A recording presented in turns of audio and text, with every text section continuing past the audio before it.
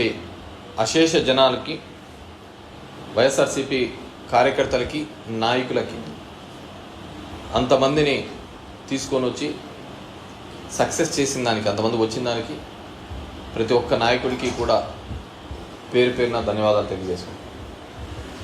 ఈ 5 ఏళ్లలో చాలామంది కూడా కేతిరెడ్డి మీద పోటీ చేయాలని, కేతిరెడ్డిని మాడితే పేరు వస్తుందని, మాట్లాడితే ఫేమస్ అవుతామని, కేతిరెడ్డిని మాట్లాడితే ఫేమస్ అవుతామని చాలామంది వచ్చినారు.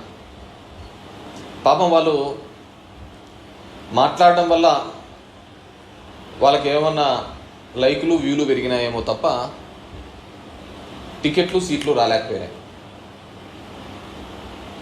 వాళ్ళు చేసిన ప్రతి ఆరోపణ అబద్ధం కాబట్టి నేను ప్రతి సందర్భంలోనూ కూడా ఒక ఛాలెంజ్ చేస్తూ ఉంటే, ఎవరైనా సరే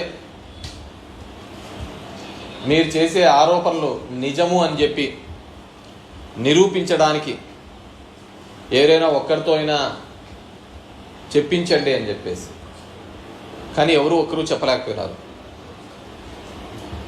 శ్రీరామ్ మాట్లాడినాడు, సూరి మాట్లాడినాడు, మధు మాట్లాడినాడు, కేతిరెడ్డి మీద నేనే యుద్ధం చేస్తున్నాను, నాకే టికెట్ వస్తుందని. పాపం వాళ్ళందరికీ కూడా సర్వేలలో నాకు దరిదాపుల్లో కూడా లేకపోవడంతో టికెట్ అనేది వాళ్ళకు రాలేదు. వాళ్ళకు రాకపోగా ఇలాంటి వైసీపీ గెలిచే సీటు, ప్రతిపక్షాలు ఓడిపోయే సీటు ఎవరికొవరికి ఇవ్వాలి అని చెప్పి మిత్రపక్షంలో భాగంగా ఎన్డీఏ పార్టీకి ఇవ్వడం జరిగింది. ఆయన కూడా వస్తూనే తిరగడం జరిగింది, మాట్లాడడము జరిగింది. నేను ఇంతవరకు కూడా ఎవరి మీద ఆరోపణలు చేయలేదు, మాట్లాడలేదు. అది శ్రీరామ్ కావచ్చు, సూరి కావచ్చు, మధు కావచ్చు, ఇంకెవరైనా కావచ్చు. ఎందుకంటే నాకు తెలుసు వీళ్ళు జనం దగ్గర కాకుండా కేవలం యూట్యూబ్లలోనూ ఛానళ్ళతోనే బతకాలని చూశారు. ఆ ఛానళ్ళలో ఉంటే చాలు, మనము ప్రజల మద్దతు కూడగట్టుకోవచ్చు అని చెప్పేసి ఆలోచించినారు. కానీ వాళ్ళ సర్వేస్లలో అవన్నీ ఫెయిల్ కావడంతో వాళ్ళకు టికెట్ అనేది రాలేదు.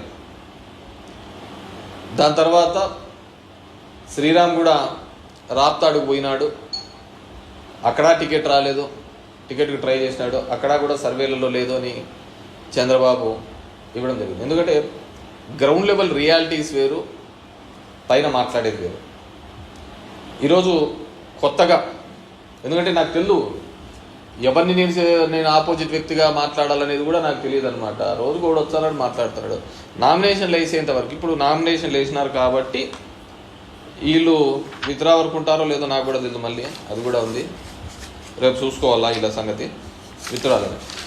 సో నాకు నామినేషన్ వేసిన దానిలో చూస్తే Kethireddy Venkatarama Reddy YSR party, Satyakumar Yadav Bharatiya Janata party, Rangana Ashwathanarayana Congress party, Veeranarayana స్వామి ఆల్ ఇండియా ఫార్వర్డ్ బ్లాక్, గట్టు Chaitanya all India Kisan Janata party, ఇంకా నవతరం పార్టీ, బహుజన సమాజ్ పార్టీ, జై భీమ్ రావ్ భారత్ పార్టీ, ఇలా పార్టీలన్నీ కూడా వేయడం జరిగింది. ఒక ఇండిపెండెంట్గా 4 వేయడం జరిగింది. మొత్తం 14 మంది వేసినారు. వీళ్ళు నాకు ఇప్పటి నుంచి రాజకీయ ప్రత్యర్థులు. ఈ 20 రోజులు నా పొలిటికల్ జర్నీలో ప్రతిసారి కూడా నేను రాజకీయాలు అనేది కేవలం ఎలక్షన్స్ అప్పుడు మాట్లాడతాను, తర్వాత అంతా ప్రజా సంక్షేమం గురించే నేను ఆలోచిస్తాను. If you look into that, ఎవరిని వ్యక్తిగతంగా మాట్లాడే తత్వం కాదు. ఎవరికి కానీ పార్టీల విధానంగా ఎక్కడే కానీ పథకాలు కానీ ఇంకోటి కానీ తీసేస్తారు. నా గడప ఎవరు తొక్కినా వాళ్ళకి సాయం చేయాలనేదే నా యొక్క ఉద్దేశం.